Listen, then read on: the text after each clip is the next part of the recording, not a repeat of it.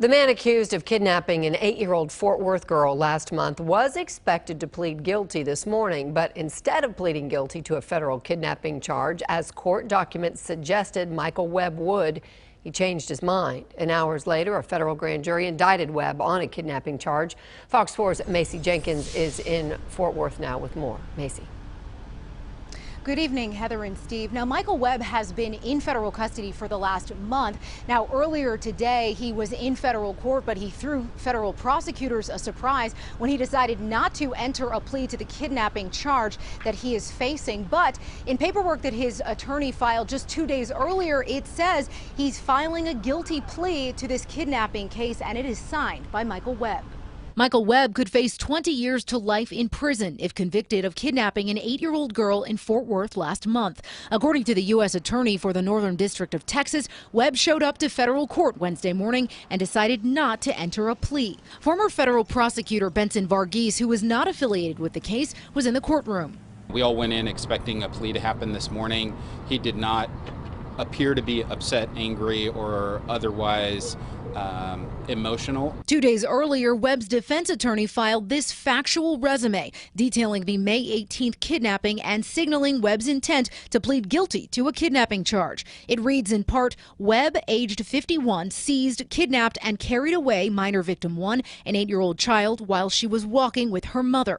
Part of the abduction was caught on a neighbor's doorbell camera. The document says Webb targeted the girl at random. It goes on to say to avoid detection from the police, Webb first drove minor victim 1 to a parking lot and ordered her to hide in the front passenger floorboard. The court filing goes on to note that Webb used his cell phone's GPS for directions to the hotel, where officers ultimately rescued the 8-year-old girl. Included in the description of the kidnapping, this sentence: Webb admitted that he knowingly and willfully seized and held minor victim 1.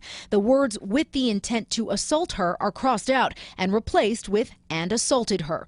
And in blue ink, Webb's initials, along with those of his defense attorney, John Stickney. Stickney declined to comment on the case. The U.S. Attorney's Office says filing a factual resume is typically expected before a guilty plea is made.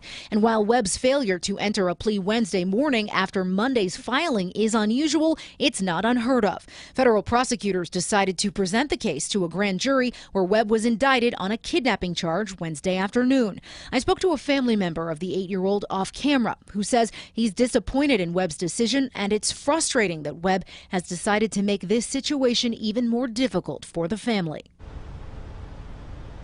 Webb is set to be arraigned here on Monday morning at 9 o'clock by a federal judge. At that point, he will have to choose a plea, guilty or not guilty. Heather and Steve.